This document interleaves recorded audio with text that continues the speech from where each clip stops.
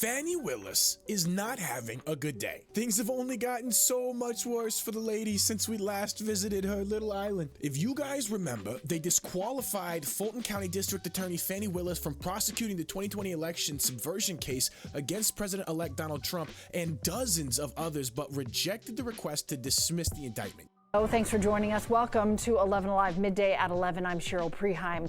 We begin with breaking news that upends the long-running Fulton County election interference case against President-elect Donald Trump. In a 2-1 decision, the Georgia Court of Appeals ruled that Fulton DA Fani Willis and her entire office must be disqualified from their prosecution of Trump and his co-defendants over what they called an appearance of impropriety. And then right after that, another judge ruled that she's open to subpoena.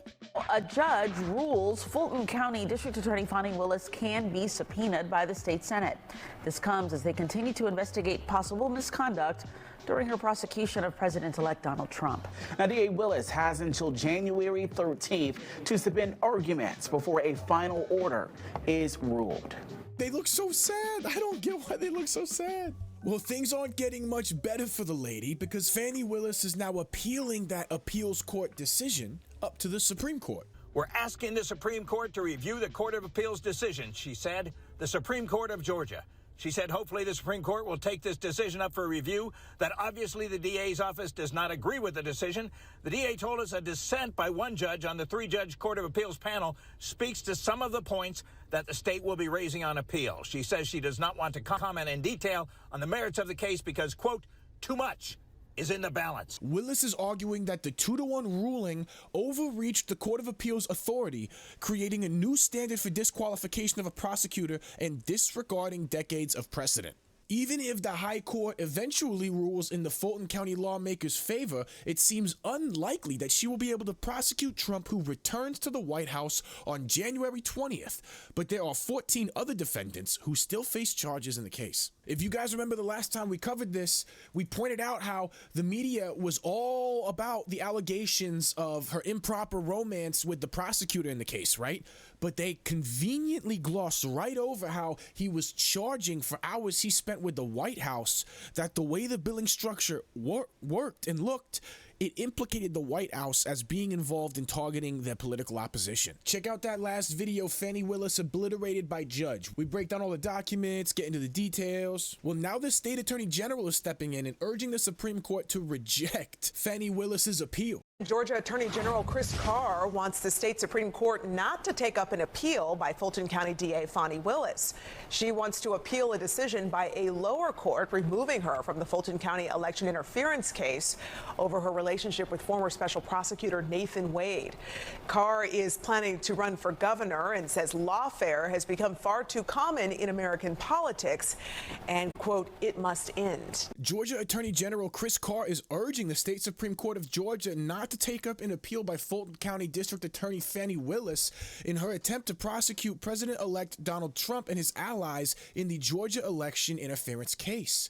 Carr, who announced in November that he plans to run for governor, posted the statement to his X account reading, "The Georgia Court of Appeals has ruled that the Fulton County DA created her own conflict and rightfully removed her from the case against President-elect Trump. Lawfare has become far too common in American politics and it must end. As such, I would encourage the Georgia Supreme Court not to take her appeal. It is our hope that the DA will focus taxpayer resources on the successful prosecution of violent criminals in Fulton County." The frustrating thing, and what we break down in our Trump fake electors case video, is that there was always a legal process through which to present alternate electors, and this has been done multiple times throughout history, to the point where in 2022 they passed an amendment to restructure the vice president's role in certifying the election in order to prevent something like that from actually happening again. So everything that we heard in the news media and all of this was just complete fabrication, in my opinion. So she gets disqualified. Her appeal is looking like it's going to fall flat on its face. Well, Fani Willis is getting more bad news because she apparently flatly ignored Judicial Watch's open records request and is ordered by a judge to pay nearly $22,000 in restitution.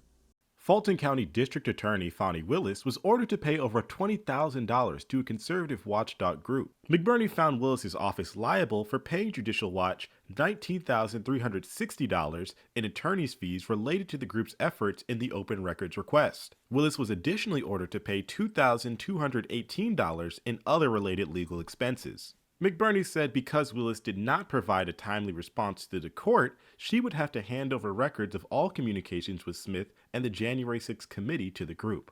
Willis has denied any coordination with Smith. The group Judicial Watch had submitted an Open Records Act request to Fulton County in August 2023 seeking communications Willis had with special counsel Jack Smith and the House panel investigating the January 6, 2021 riot at the U.S. Capitol. One day after the request was made, the Fulton County District Attorney's Office told Judicial Watch that they did not have any responsive records. This response was perplexing and eventually suspicious to Judicial Watch, given that the plaintiff had subsequently uncovered through its own effort at least one document that should have been in District Attorney Office's possession that was patently responsive to the request. Fulton County Superior Court Judge Robert McBurney wrote in his January 3 order. So basically, Judicial Watch, a watchdog group, sent in an open records request to the Fulton County District Attorney Office, right? And they responded by saying, we don't have anything, when they absolutely clearly did. So they just get to make up and hide communications whenever they want. These institutions are going to act like they're above the law as long as we let them, which is why it's so satisfying to see Judicial Watch push back against this type of corruption, especially with Kash Patel coming in at the FBI and Pam Bondi coming in for the Attorney General. Man, we're making some moves. This is some really cool stuff to see. Finally, just last month, Willis forked over an undated 2-page memo that she had provided to the House January 6 panel, the same missive that Judicial Watch had already independently uncovered. The district attorney denied the existence of any communications with Smith and argued that the other documents related to the congressional probe of the Capitol riot were exempt from disclosure. Despite having previously informed plaintiff 4 separate times that her and her team had carefully searched but found no responsive records, now suddenly there were, but they weren't subject to disclosure under the aura, McBurney wrote. Yeah, how believable is that?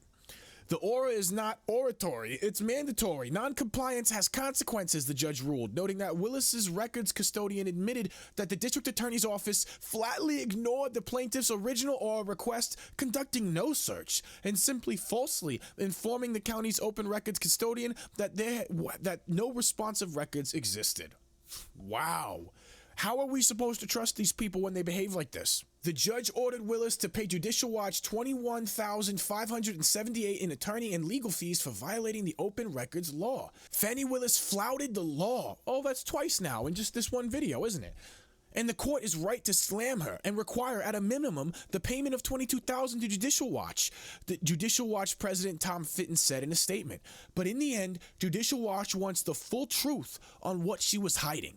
Her office's political collusion with Pelosi January 6th committee to try to get Trump.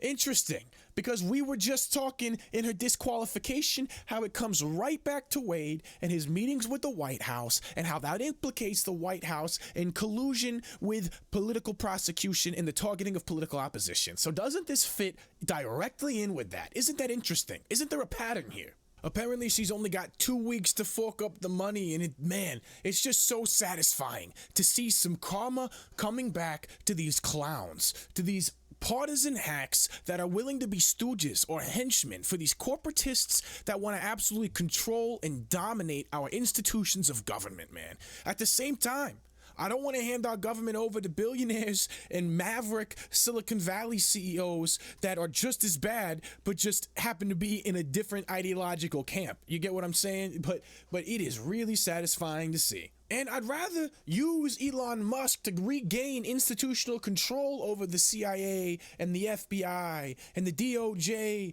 And then if we got to deal with Elon Musk later because he's full of himself, then we can deal with him later as an individual, because it's a lot easier to deal with an individual than it is to deal with the type of corporate Borg that we've been dealing with for the past 30 years. And don't forget, guys, she has yet to answer for that subpoena by the Georgia State Senate where they're going going to investigate. Her communications with the DOJ and the Biden administration on everything from January 6th to the Trump electors case. It reminds me of those police overreach videos where it's frustrating to watch, but it's always satisfying knowing that the reason the footage is on YouTube is because the cop is getting sued out the wazoo.